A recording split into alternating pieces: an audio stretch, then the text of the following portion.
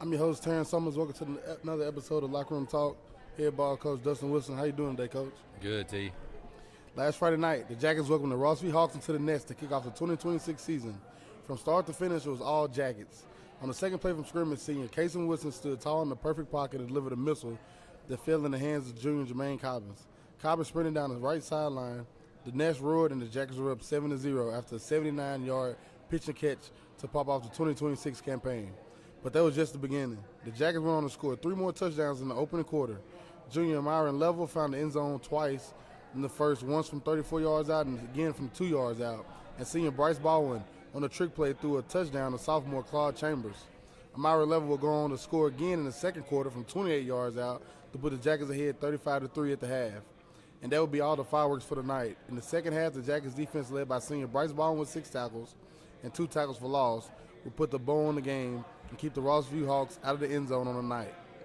Defensively, the Jackets only allowed 130 yards of total offense on the night and created 1 turnover. Other notable Jackets defenders on the night were Baird Reynolds and Braden Trusty, both with 5 tackles, Draylo Witherspoon with 4, and a host of Jackets with 3. The Jackets opened up the 2026 season in dominating fashion, beating Rossview 35-3 in the nest. Couldn't ask for a better start, Coach. Yeah, start literally, right? First quarter, lasting about 45 minutes. A lot of offense. Coach Atkins putting a momentum trick play in there for the crowd and for the football game, teaching the kids. And you get everybody involved too. You just said Cobbins, Level, Baldwin. There comes Chambers' name as a sophomore getting introduced to things. And you said the 2 starting inside linebackers getting 5 tackles apiece. Witherspoon running around, creating havoc with 4 tackles. Just a good way to start and getting out of there. And getting on to the next week. For the Jackets, one thing that popped off, Coach, that kickoff recovery. I think that's what really got the snowball effect really rolling. After we scored, we come down, kick the ball off, and that kickoff team hauling tail down the field, doing their job, staying in their lanes, and the Rossview guy just drops the ball, and we're right there to pick it up. And next thing you know, we're throwing another touchdown on the board. You couldn't ask for a better situation. And we talked about that last week. Yeah, something's going to happen, special teams, and sure enough it did. And luckily it was for the guys in the white hats. Yeah, special teams always, it'll appear in the week 1, always. Early in the season too, so week 1, week 2. But it did, thankfully for us, it was, kind of their deficit there as the kid dropped the ball. But he was hustling, dropped the ball. And Brendan Jones, I believe, is who recovered that one, so another sophomore name there for you on the kickoff team doing what he's supposed to do. But if you talk about special teams before we get into something else, you got to talk about our man Gio running down the sidelines on the tackle. Like, what about a kid having some fun? That fired up today, right? Yeah, that's right. Man, 108 pounds with a brick in each pocket, maybe. But speaking of him, he did his job, kicking all the extra points, and even I really think he got 2 tackles on the night. Unfortunately, he had to get another one on the far sideline. But, special teams did a good job. Defensively, worked hard for another 0 to get up there for Coach Will and his group. But, the kickoff team's got to do their part. So we let down a little bit there, and they got a great return. But the defense did their job and stuck up and just got 3 out of it instead of 6. So positive out of a negative, but we always like when we can come out with that shutout, just achieving goals. Yes, sir. Another thing we talked about last week, Coach, was I joked about it, and people asked me, who is the O-line coach? Just a few people, and I was like, well, we got a new offensive line coach, and his assistant is our head coach, and we'll say that. We'll put that on there, but we'll say Mr. Maddox is the offensive line coach, and I told him, like, this offensive line was a big question mark going into the season. Yeah. And you two come down there, and it looked great last night, Friday night. Yeah. We had to fire the old one from last year, and Paxton Manis has come in and done a good job. And you just need one of those guys that used to do it, loves on the kids in the right way, gets on them the right way. That group's a lot about unity and the 5 and the right ones playing. And he comes in and grins a lot, but he flips the switch down there when we get on the other side of them goalposts down there in the lineman area. And he's still got a task at hand, but that job never stops year-round. But he's done a good job so far. But, we got a new O-line coach, and Coach Manis is doing a good job. You got to tip our head to Paxton, even though he's a Bobcat. Yeah, that's the last No time more. we'll mention that. But, yeah, we got to rub it in a little bit. No more. He's a Jacket now. He got a win on his belt. Your biggest takeaway from week 1, Coach? Got to mention the fans a little bit. The crowd come out good, although there's a little late, and tailgating and the environment. The first quarter excitement, the feel of a football game. Yeah, I mean, that's part of it. Like, I really wish we'd have played an entire game with them to test that part of it too, because we started pulling on them toes a little bit there in the second half when some of the older kids were playing. But conditions always, only way you're going to get in shape is playing, so we got to play. But great home environment, great kickoff to the season. And obviously the boys, most of them going out and doing what their job, and getting the young kids some game there at the end of the game. So a great way to start off the 26 campaign. Yes, sir. As always, I'm glad we can get to this now, Coach. JV football. Yep. JV football. The JV Jackets went down to Rossview, got a win. How was that? Any names you can name drop the Jackets future Jackets we're gonna see on Friday night? Braden Williams did a good job. He and Travion Wells, if you're looking at skill kids, which usually the ones you talk about first. But it was quick there too. It was 14-0, or we don't kick extra points in JV, so Travion maybe took the opening kickoff to the house.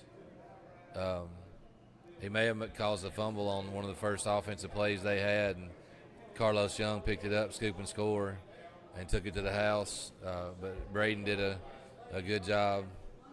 DJ Cobb running quarterback for us as a freshman.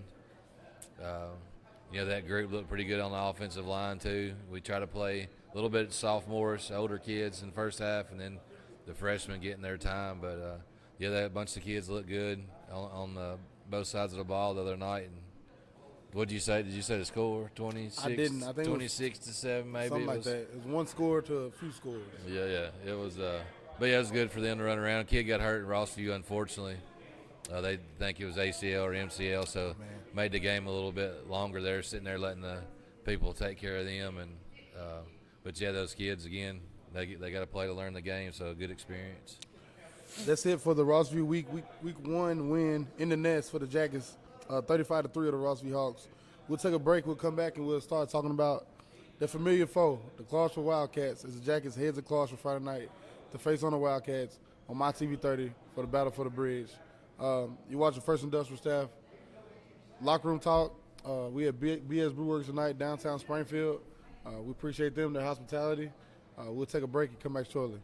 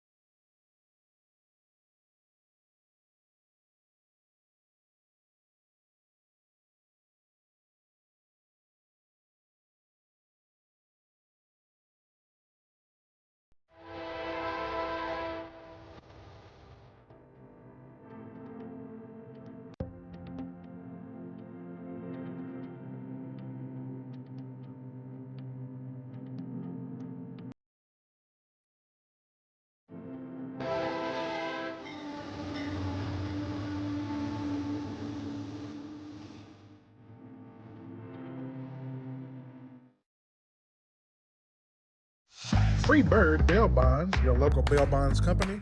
Call Josh England today.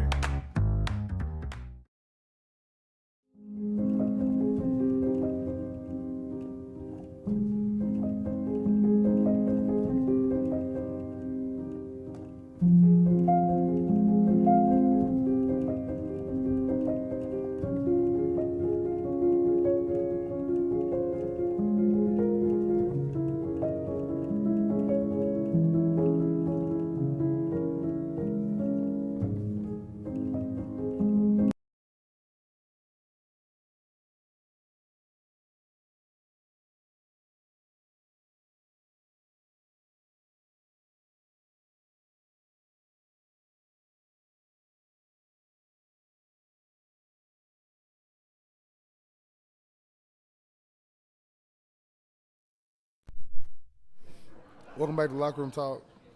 Friday night, the Jackets hit the road to familiar Clarksville High School, where the Clarksville Wildcats and the Jackets will battle for the bridge on My TV 30. The Wildcats come in 0-1 after a 29-10 Week 1 loss at Blackman of Murfreesboro. The Wildcats will come in with the traditional triple option attack and 3-4 defense. The Jackets got the best of the Wildcats last season. The brand, coach, under the bright lights, Middle Tennessee's all eyes is on us Friday night. Yes, something special every time we get together. I talked to the guys, or a guy and a girl, Panzika and Sammy, last night, just pre-gaming or getting the information for the telecast. And as they're asking questions about Clarksville or what's the story or how many years and all that, you sit there and you quote things, and man, there's so many of them, you don't want to say it wrong, but it's pretty cool when you get that little televised game, some of the things that come along with it for the kids. Obviously, you can go back and watch it, or people watch it, but they don't have to leave their house and they're watching a high school football game that's happened 102 times before. That's pretty hard to come by. And Isaac and I have continued to play it here the past few years, and it looks like it's lining up to be another good one, because it's always something that happens on it. Yes, sir.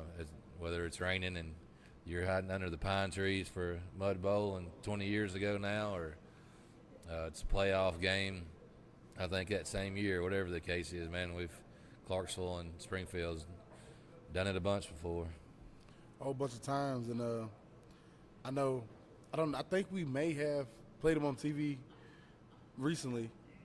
Since you've been back, I feel like we played them on TV one time, if I'm not mistaken. I really feel like the first game over at our new stadium may have been on. The first game, no. No, it wasn't either. But our first game was against them at the new stadium. That's correct. That was for sure, but it may not. I actually know it had to have been more recent than that, because Bruno, I remember I feel like that was the first time I met him and he was doing it. So 4 years ago maybe or something. Yeah. But yeah, it has been on TV. And and of course our inaugural game at the new stadium behind the school in the backyard back there was against the Clarksville Wildcats. Mm-hmm. And I also had the pleasure of beating the Clarksville Wildcats on My TV 30 back when it was Thursday night lights at Boyd Smith Field, and Bruno was on the field for that game. Yeah. So that it's good. It's good intertwined in there. Springfield, Clarksville, it's gonna be there forever. Great history together. Last year, Coach, we haven't talked about, of course, Locker Room Talk. We week to week. So last week we got the win. We moved on to the next week. Start talking about the next opponent. I never got your reaction on that bridge, on the trophy.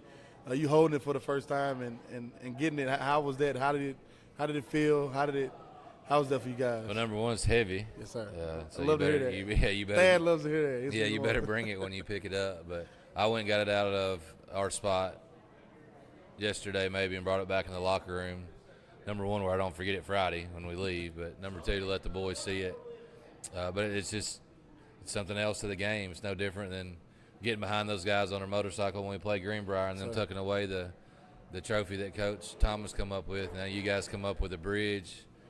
For us, it's just something else that's added on to it. Obviously makes your office look a little bit better. And when you got trophies sitting in there, and especially one of that, what do you call it, stature that's so big and heavy and historic, man. It's got both the teams on it. And it's pretty. Like, don't mean to sound soft, but it's a beautiful trophy. And we sure like to keep it at home. Yes, sir.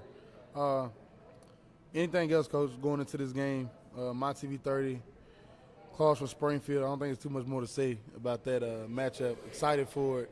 We're on the road this week, so you have nothing to tell about at the stadium, but anything you got for us? I mean, just him, Isaac's going to, if you're talking football, Isaac's going to run the option or the tight offense, whatever you want to call it, but it's option-oriented. We've played against him probably for 15 years now, from whether it was with him with Jalen Reeves-Maben at Northeast to now at Isaac now being at Clarksville. That's what he's going to do, and you got to work hard to get the third down, and when you get the third down, if it's behind the chains, you got to be ready for a snap count or one of their trick plays, which is passing the ball, and you got teenage kids and they're seeing run the whole time when they play action or boot or waggle, whatever you want to call it. It's tough on us, so we got to work hard to get to that down though. So the game will be shorter. When you're looking at it on my TV, you got TV timeout, so we'll get in there and battle it out with them and try to come out on top again. It is no doubt there won't be any setting out of the second half in this one though. It'll be all the way to the horn blows or siren goes off, whatever they got on their scoreboard. But looking forward to visiting Clarksville again. I'm gonna get you one more time before we go, Coach. I think last time I got your favorite memory as a player. Now I need your favorite memory as a coach against Clarksville. Favorite memory as a coach. You've played almost every year except for maybe once maybe, which was COVID. We for sure didn't on COVID, yeah. Which I think it was the longest tenured rivalry up until COVID, if I'm not mistaken, if not top 3. Yeah, I remember us. I feel like you was in there looking it up, but there's one in East Tennessee that may be a little bit longer, like a Dobbins, Bennett, Science Hill, something that's in the 120s. But that ain't going to be many that's been existing that long, much less played together. I don't know. Favorite memory, man, against Clarksville? Sure, I don't know. There's been a bunch, good and bad. I mean, we were just talking about it today. We went down there. We run out of quarterbacks. Like, it was at Clarksville, and everybody was cramping or going out of the game. And I remember us just putting skill people back there and trying to get through the game. Obviously, speaking about a historic one, the first game at our stadium on campus was against Clarksville High School. Last year was a hell of a football game. Like, it was a great ball. Back and forth, and was that the one where they scored on the top, or was that 2 years ago? We played back to back there and barely. So that was 2 years ago. They got us on that. What I still think to this day was. Yeah, it was no doubt. I mean, it's hard on the referees to make that call. They missed it, but I mean, you had to have film. That's why you to make see that it. play call to put it on them. So what was that score, like 7-6 or something? It was something. One score. It was tight. Maybe it was tight. It was real tight. That was a heck of a football game. I remember Coach Holman talking about. I love this kind of football right here. T defense, offensive coordinator struggling over here on whiteboards and punt team out there all the time, punting the ball and fighting for field position. We're fighting for every inch, and I think that's honestly Clarksville Springfield football. And I love it. Yeah, what's your favorite one then? Since I can't answer it, right? I don't. Did you have 4 then? Yeah, I played them all 4 years. I know one of them. Yeah, it was with you down there, and we ran out of time, in my opinion, Coach. Ran out of time. Yeah. Every year it's a battle, and every year, just like Springfield, that's what I like about Clarksville High. Just like Springfield, you'll get those same familiar names with Clarksville.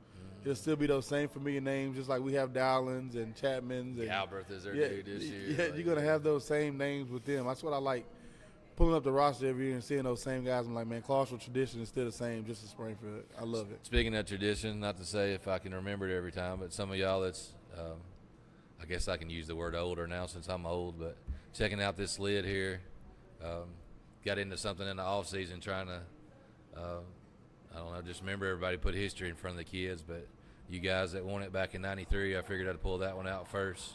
Obviously, the helmet's probably a little bit more fancy than they wore in '90, but the stickers and the stripe, and just speaking of tradition like that, man, it's the brand shining bright Friday night. Theirs as well with the old C, the old Chicago Bears C on the helmet, and walking back there behind that old school and getting after it with Clarksville High again.